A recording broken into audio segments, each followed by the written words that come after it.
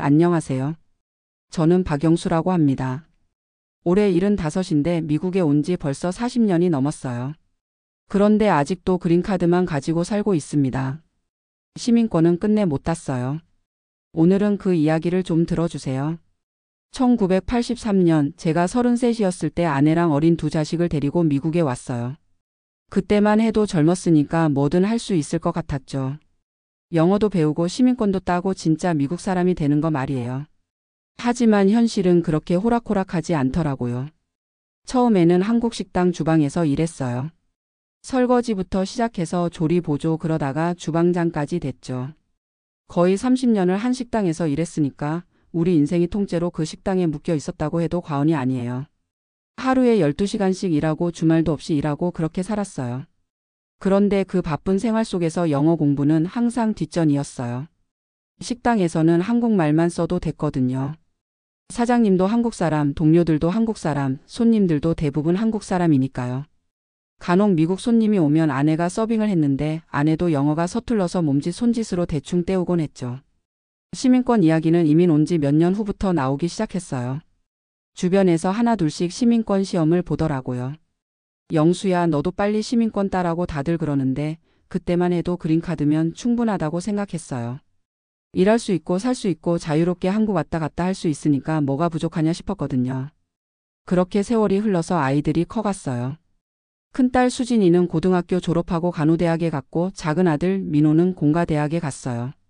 둘 다 영어를 모국어처럼 하니까 부러우면서도 한편으로는 안심이 됐죠.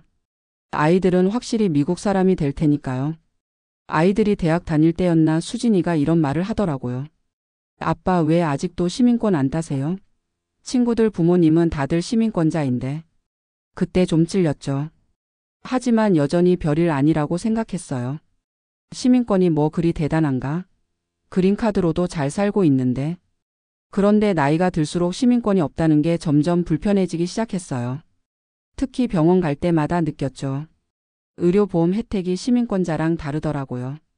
어떤 정부 지원 프로그램들도 시민권자만 받을 수 있는 게 많고요. 그리고 무엇보다 투표를 할 수 없다는 게 점점 답답해졌어요. 내가 살고 있는 동네에서 내가 세금 내고 있는 이 나라에서 정치인들이 무슨 말을 해도 나는 한 표를 던질 수 없다는 거예요. 마치 구경꾼 같은 기분이었죠. 40년을 살았는데도 여전히 이방인인 것 같고요. 게다가 나이 들어서야 알게 된 사실들이 많았어요. 시민권자가 되면 사회보장연금 혜택도 더 좋아지고 의료보험 지원도 늘어나고 정부에서 저소득층을 위한 여러 프로그램들도 있더라고요. 그런데 그 대부분이 시민권자에게만 해당되는 거였어요. 그래서 60이 넘어서야 본격적으로 시민권 준비를 시작했어요. 일단 책부터 샀죠. 시민권 시험 완벽 대비 이런 책들 말이에요. 그런데 책을 펼쳐보는 순간 현실을 깨달았어요. 이게 보통 일이 아니구나 싶더라고요. 미국 역사 문제들이 나오는데 조지 워싱턴이 언제 태어났는지, 독립선언서가 언제 작성됐는지, 남북전쟁이 왜 일어났는지. 40년을 미국에 살면서도 이런 건 제대로 모르고 살았어요. 한국 역사도 헷갈리는데 미국 역사를 외우라니 그것도 영어로 말이에요. 정치 문제들도 마찬가지였어요. 상원이 몇 명이고 하원이 몇 명이고 대통령 임기가 몇 년이고. 이런 기초적인 것들도 정확히 몰랐어요. 그냥 뉴스 보면서 대충 아는 척만 했지 시험에 나올 만큼 정확하게는 몰랐거든요. 그리고 가장 큰 문제는 역시 영어였어요. 일상 대화는 그럭저럭 할 수 있지만 시험에서 요구하는 수준의 영어는 완전히 달랐어요. 문법도 그렇고 어휘도 그렇고 특히 쓰기가 제일 어려웠죠. 시민권 시험에는 영어 시험도 포함되어 있거든요. 읽기, 쓰기, 듣기를 다 봐야 해요. 그런데 제가 평생 써온 영어는 김치찌개 하나요? 계산서 주세요. 이런 거였어요. 문학작품이나 역사 문서를 읽고 이해하라고 하니까 정말 막막하더라고요. 그래도 포기할 수는 없다고 생각해서 학원도 등록했어요. 한인타운에 있는 시민권 준비학원 말이에요. 거기 가보니까 저 같은 나이 든 사람들이 꽤 많더라고요. 다들 비슷한 처지였죠. 젊었을 때는 바빠서 못하고 나이 들어서는 머리가 안 돌아가서 못하고. 학원에서 만난 김 아저씨는 저보다 2살 많았는데 벌써 시민권 시험을 4번이나 떨어뜨렸다고 하더라고요. 영수 씨 나이 들어서 외우는 게 이렇게 힘든 줄 몰랐어요. 그 말이 정말 실감났어요. 처음에는 열심히 했어요. 매일 아침 일찍 일어나서 영어 단어 외우고 미국 역사 연표 보고 정치제도 공부하고. 그런데 며칠 지나면 까먹는 거예요. 어제 외운 게 오늘 생각이 안 나고 작년에 외운 건 아예 기억도 안 나고. 젊었을 때는 머리가 스펀지 같아서 뭐든 흡수가 잘 됐는데 나이 들어서는 머리가 돌 같더라고요. 아무리 많이 부어도 스며들지 않고 그냥 흘러내려 버려요. 특히 영어 단어들은 정말 기억하기 힘들었어요. 한국어로는 알고 있는 개념인데 영어로 표현하라고 하면 입이 안 떨어지는 거예요. 몇 달 열심히 준비해서 첫 번째 시험을 봤어요. 결과는 낙제였죠. 특히 영어 부분에서 많이 틀렸어요. 읽기는 그럭저럭 했는데 쓰기에서 완전히 털렸어요. 문법도 틀리고 스펠링도 틀리고 문장 구조도 엉망이고. 집에 와서 아내한테 시험 떨어진 이야기를 했더니 아내가 이렇게 말하더라고요. 여보, 우리가 너무 늦게 시작한 것 같아요. 젊었을 때 했어야 했는데. 맞는 말이었어요. 30대, 40대에 했으면 지금보다 훨씬 쉬웠을 거예요. 그래도 한 번에 포기할 수는 없어서 다시 준비했어요. 이번에는 개인 과외도 받아보고 온라인 강의도 들어보고 정말 할 수 있는 건 다 해봤어요. 그런데 두 번째 시험도 떨어졌어요. 이번에는 역사 문제에서 많이 틀렸죠. 독립전쟁이 언제부터 언제까지였는지, 루즈벨트 대통령이 몇 명이었는지, 헌법 수정 조항이 몇 개인지. 이런 것들이 도저히 머리에 들어오지 않는 거예요. 한국 역사도 가끔 헷갈리는데 미국 역사를 정확하게 외운다는 게 이렇게 어려운 일인 줄 몰랐어요. 세 번째 시험 준비를 하면서는 정말 절망적이었어요. 체력도 딸리고 기억력도 떨어지고 집중력도 예전 같지 않고. 게다가 눈도 침침해져서 작은 글씨 읽기가 힘들어졌어요. 돋보기를 써야 책을 읽을 수 있는 나이가 된 거죠. 그 즈음 건강에도 문제가 생겼어요. 당뇨 판정을 받았거든요. 그리고 무릎 관절염도 심해져서 오래 앉아 있기가 힘들어졌어요. 학원에 가서 2시간 수업 듣는 것도 버거워지더라고요. 의사 선생님께서 스트레스를 줄이라고 하시는데 시민권 시험 준비가 제일 큰 스트레스였어요. 밤에 잠도 안 오고 식욕도 떨어지고 온 신경이 시험에만 쏠려 있으니까 다른 일에 집중을 할 수가 없었어요. 세 번째 시험도 결국 떨어졌어요. 이번에는 영어 면접에서 떨어졌죠. 긴장을 너무 많이 해서 평소에 할 수 있던 말도 제대로 못했어요. 손이 떨리고 목소리도 떨리고 머리가 하얘져서 아무 생각이 안 나더라고요. 그때 큰딸 수진이가 병원에 데려다 주면서 이런 말을 했어요. 아빠, 무리하지 마세요. 시민권이 그렇게 중요한 건 아니에요. 아빠가 건강한 게 더 중요해요. 그 말을 듣는 순간 뭔가 힘이 빠지더라고요. 사실 제일 큰 문제는 나이였어요. 75이라는 나이에 새로운 것을 배운다는 게 쉬운 일이 아니거든요. 기억력도 떨어지고 집중력도 떨어지고 무엇보다 체력이 딸려요. 하루 종일 공부하면 다음 날은 몸살이 나더라고요. 그리고 솔직히 말하면 동기 부족도 있었어요. 젊었을 때는 시민권이 별로 필요하다고 생각 안 했거든요. 그린카드로도 충분히 살 수 있었으니까요. 그런데 나이 들어서 갑자기 필요성을 느끼니까 마음의 절실함이 좀 부족했던 것 같아요. 언어 장벽도 생각보다 컸어요. 40년을 미국에 살았지만 여전히 영어가 모국어가 아니거든요. 복잡한 개념이나 추상적인 내용을 영어로 이해하고 표현하는 게 정말 어려웠어요. 특히 정치나 역사 관련 용어들은 한국어로도 어려운데 영어로는 더더욱 힘들었죠. 네 번째 시험을 준비하면서는 정말 많이 고민했어요. 계속 해야 하나 포기해야 하나. 아내랑도 많이 이야기했어요.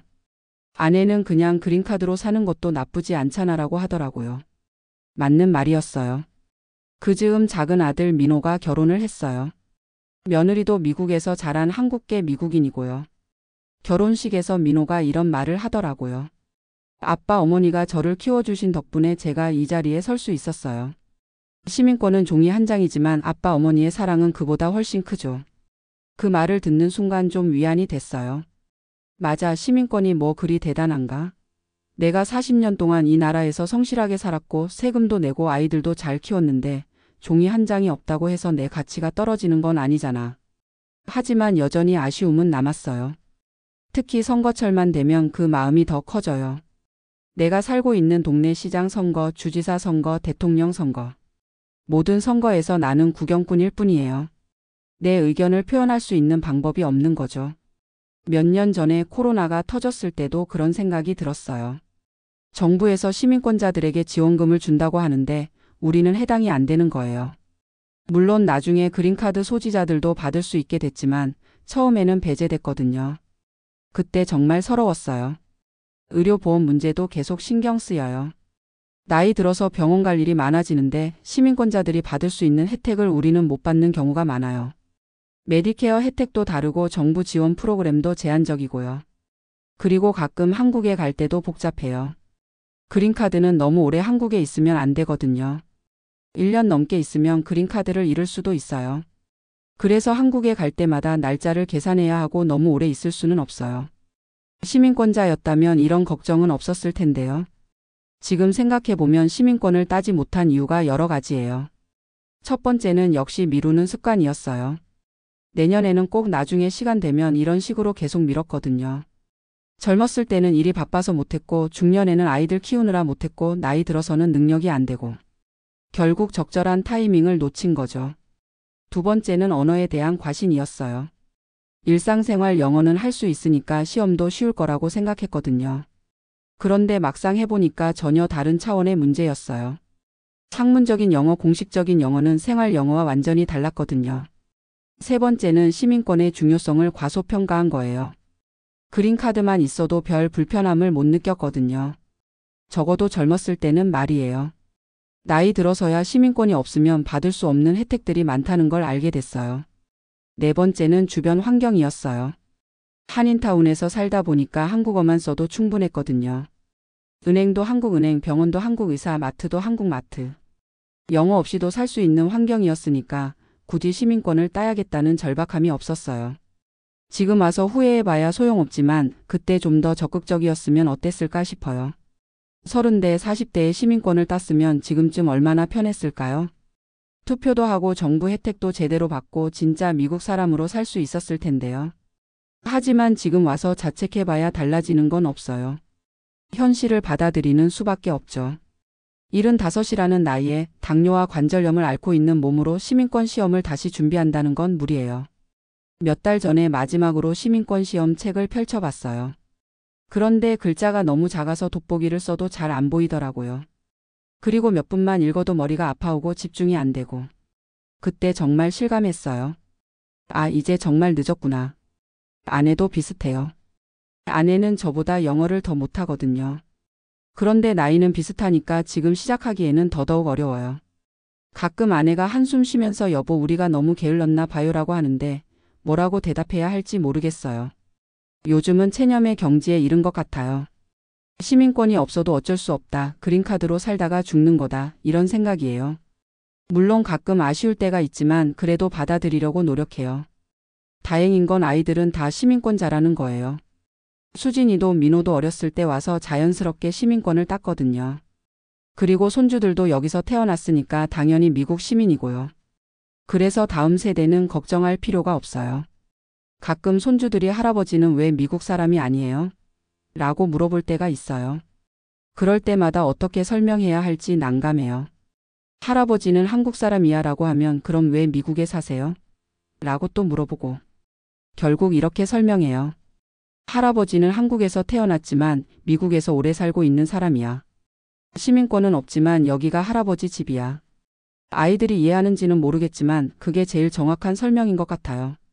요즘 들어서는 시민권보다는 건강이 더 중요하다고 생각해요.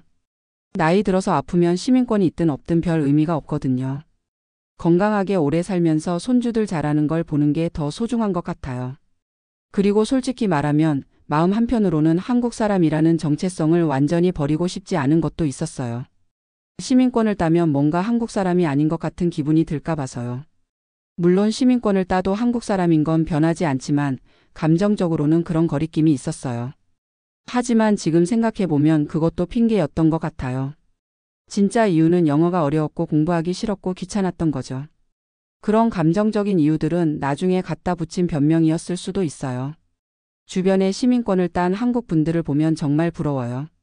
특히 저랑 비슷한 나이에 시민권을 딴 분들 보면 나도 그때 좀 더 노력했으면 하는 생각이 들어요. 그분들이 특별히 더 똑똑한 것도 아니고 영어를 더 잘한 것도 아닌데 차이는 의지와 끈기였던 것 같아요. 이제는 주변 사람들도 저한테 시민권 이야기를 안 해요. 다들 포기했다는 걸 아니까요.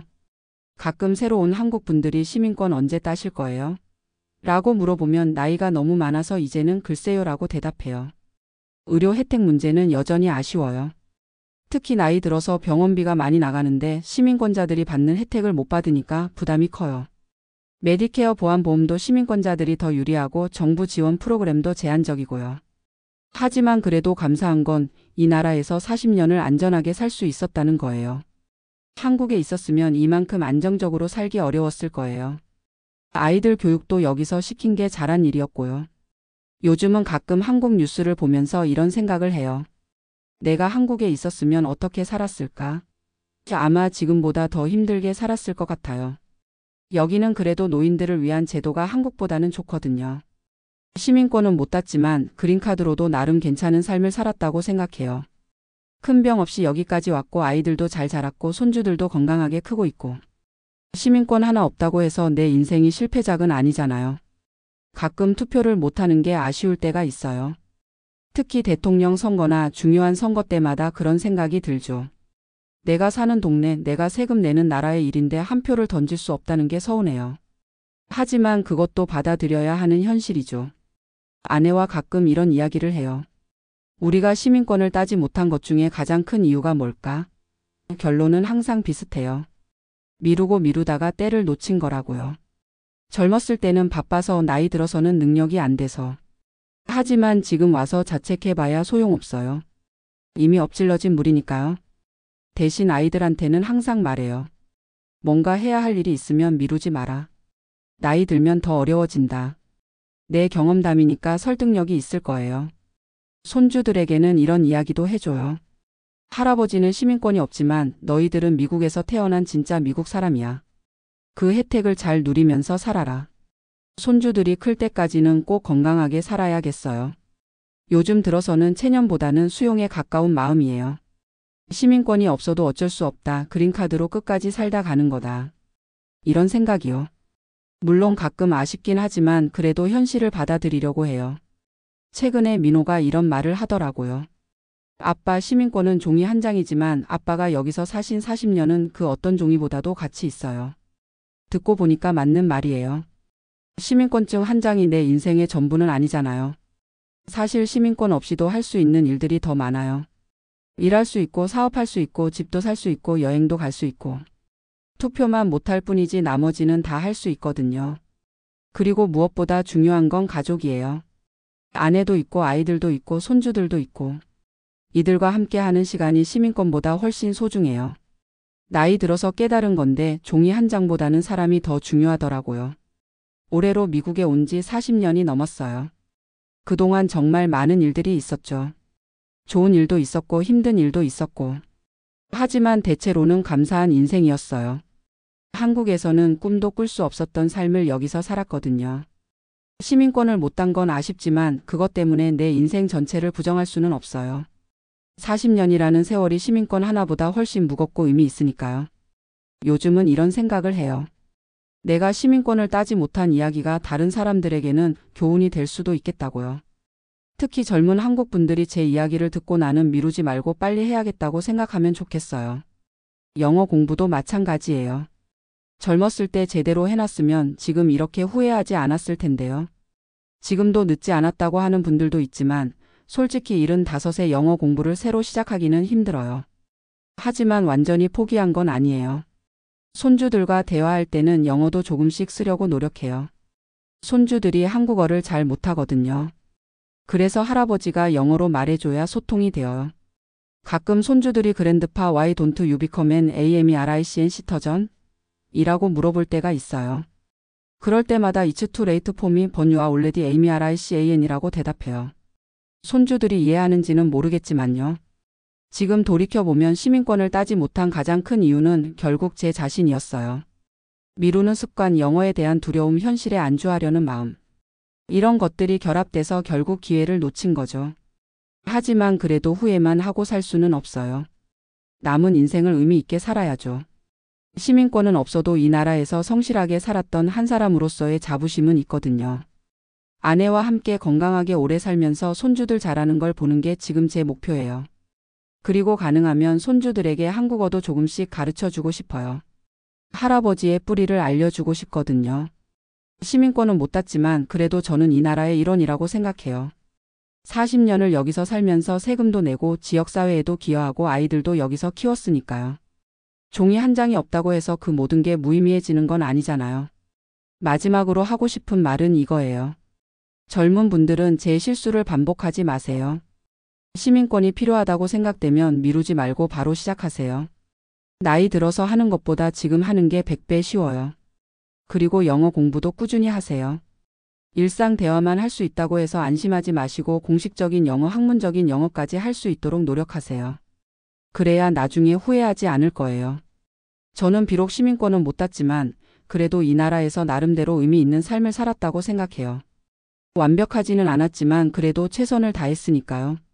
그리고 무엇보다 아이들이 잘 자란 게 제일 큰 성과라고 생각해요. 시민권이 없어도 괜찮아요. 그린카드 할아버지로 살다가 가는 것도 나쁘지 않은 인생이니까요. 다만 기회가 있을 때 잡지 못한 아쉬움은 평생 남을 것 같아요. 하지만 그것도 제 인생의 일부니까 받아들이며 살아야죠.